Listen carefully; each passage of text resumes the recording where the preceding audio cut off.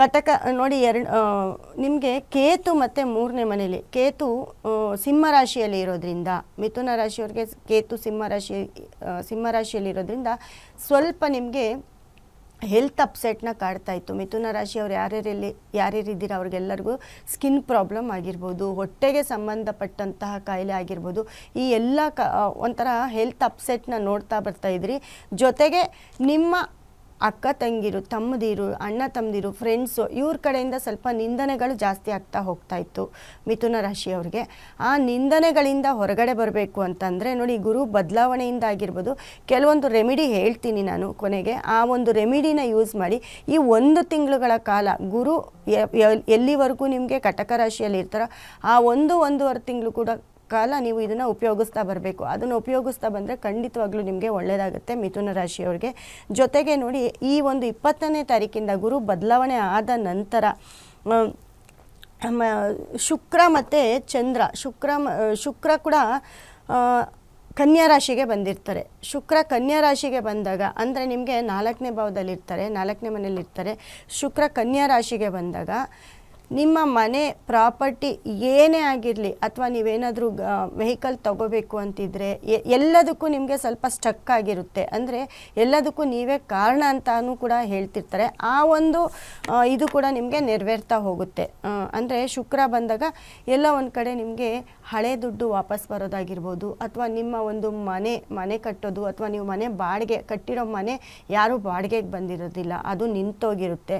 ಅಲ್ಲೂ ಕೂಡ ನಿಮಗೆ ಎಲ್ಲೋ ಒಂದು ಕಡೆ ನಿಮ್ಮ ಮನೆ ಬಾಡಿಗೆಗೆ ಹೋಗ್ಬೋದು ಅಥವಾ ಲೀಸ್ಗೆ ಹೋಗ್ಬೋದು. ನಿಮ್ಮ ಮನೆ ಯಾರಾದರೂ ಮಾರಾಟಕ್ಕೆ ಇಟ್ಟಿದ್ರೆ ಮಿಥುನ ರಾಶಿಯವರು, ನಿಮ್ಮ ಪ್ರಾಪರ್ಟಿ ಆಗಿರ್ಬೋದು, ನಿಮ್ಮ ಮನೆ ಆಗಿರ್ಬೋದು, ಏನಾದರೂ ಮಾರಾಟಕ್ಕೆ ಇಕ್ಕಿದ್ರೆ ಅದು ನಿಮಗೆ ಒಳ್ಳೆ ಪ್ರೈಸಲ್ಲಿ ಸಿಗ್ತಾ ಇಲ್ಲ ಅಂತಂದರೆ ಈ ಒಂದು ತಿಂಗಳಲ್ಲಿ ಇದು ಕೂಡ ನೆರವೇರುತ್ತೆ. ಈ ಒಂದು ತಿಂಗಳಲ್ಲಿ ನೀವು ಇದನ್ನು ಕೂಡ ಮಾಡ್ಕೊಳ್ಬೋದು ಮಿಥುನ ರಾಶಿಯವರು.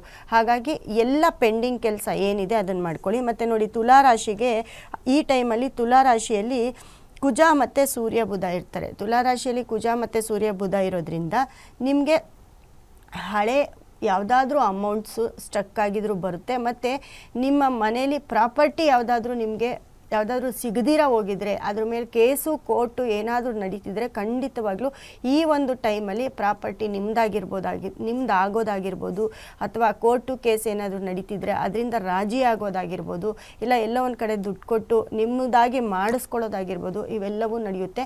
ಮತ್ತು ನಿಮ್ಮ ಮನೆಯಲ್ಲಿ ಹಳೆ ದುಡ್ಡು LIC ಆಗಿರ್ಬೋದು, ಫಂಡ್ ಆಗಿರ್ಬೋದು, ಯಾರಾದರೂ ಹಿರಿಯರು ನಿಮಗೋಸ್ಕರ ಏನಾದರೂ ಮಾಡಿಟ್ಟಿದ್ರೆ, ನಿಮ್ಮ ಅಜ್ಜನೋ ನಿಮ್ಮ ತಾತನೋ ನಿಮ್ಮ ತಂದೆನೋ ಯಾರಾದರೂ ಮಾಡಿಟ್ಟಿದ್ರೆ ಖಂಡಿತವಾಗ್ಲೂ ಅದು ಕೂಡ ನಿಮಗೆ ಸೇರುತ್ತೆ ಅಂತ ಹೇಳ್ಬೋದು. ಭೂಮಿ ಆಗಿರ್ಬೋದು, ದುಡ್ಡಾಗಿರ್ಬೋದು, ಅಥವಾ ಬೇರೆಯವ್ರ ಮುಖಾಂತರ ನಿಮ್ಮ ಮನೆಯಲ್ಲಿ ನಿಮ್ಮ ತಂದೆ ಅಥವಾ ನಿಮ್ಮ ತಾತ ಯಾರಾದರೂ ಅಧಿಕಾರದಲ್ಲಿದ್ದು ಗೌರ್ಮೆಂಟ್ ಜಾಬ್ ಏನಾದರೂ ಅವರು ಇಲ್ದಿರ ಆಗಿದ್ದು ಅವರ ಕೆಲಸ ಕೂಡ ನೀವು ಅದಕ್ಕೋಸ್ಕರ ಟ್ರೈ ಮಾಡ್ತಿದ್ರೆ ಆ ಕೆಲಸ ಕೂಡ ಈ ಒಂದು ತಿಂಗಳಲ್ಲಿ ನಿಮ್ಮದಾಗುವಂಥ ಒಂದು ಚಾನ್ಸ್ ಇರುತ್ತೆ. ಅಂದರೆ ನಿಮಗೆ ಸಿಕ್ಕಬಹುದು, ಅವ್ರ ಕೆಲಸ ನಿಮಗೆ ಸಿಕ್ಬೋದು. ಅಥವಾ ಯಾರು ಓಡಾಡ್ತಿರ್ತೀರ ಗೌರ್ಮೆಂಟ್ ಜಾಬ್ಗೆ, ಯಾರ್ದಾದ್ರೂ ರೆಕಮೆಂಡೇಷನ್ ತೊಗೊಂಡಿರ್ತೀರ, ಅವ್ರಿಗೂ ಕೂಡ ಕೆಲಸ ಸಿಕ್ಕುವಂಥ ಚಾನ್ಸಸ್ ಆಗಿರುತ್ತೆ.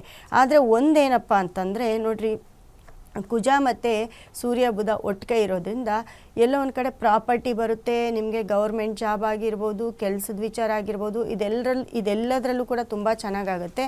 ಆದರೆ ಮನೆಯಲ್ಲಿ ಸ್ವಲ್ಪ ಯಾರಿಗಾದ್ರೂ ನಿಮ್ಮ ಕುಟುಂಬದಲ್ಲಿ ನರದ ಒಂದು ತೊಂದರೆ ಆಗ್ಬೋದು. ನಿಮ್ಮ ತಂದೆಗೋ ನಿಮ್ಮ ತಾತನಿಗೋ ನಿಮ್ಮ ಮನೆಯಲ್ಲಿ ನಿಮ್ಮ ಕುಟುಂಬದಲ್ಲಿ ಯಾರಿಗಾದ್ರೂ ಈ ಒಂದು ಸ್ಟ್ರೋಕು ಅಥವಾ ಫಿಟ್ಸ್ ಆಗಿರ್ಬೋದು, ಈ ಥರ ಒಂದು ಕಾಯಿಲೆಗಳು ಕಾಣಿಸ್ಕೊಳ್ಬೋದು, ಅಥವಾ ಅದರ ಸಿಂಪ್ಟಮ್ಸ್ ಕೂಡ ಕಾಣಿಸ್ಕೊಳ್ಬೋದು ನರಕ್ಕೆ ಸಂಬಂಧಪಟ್ಟಿರೋದು.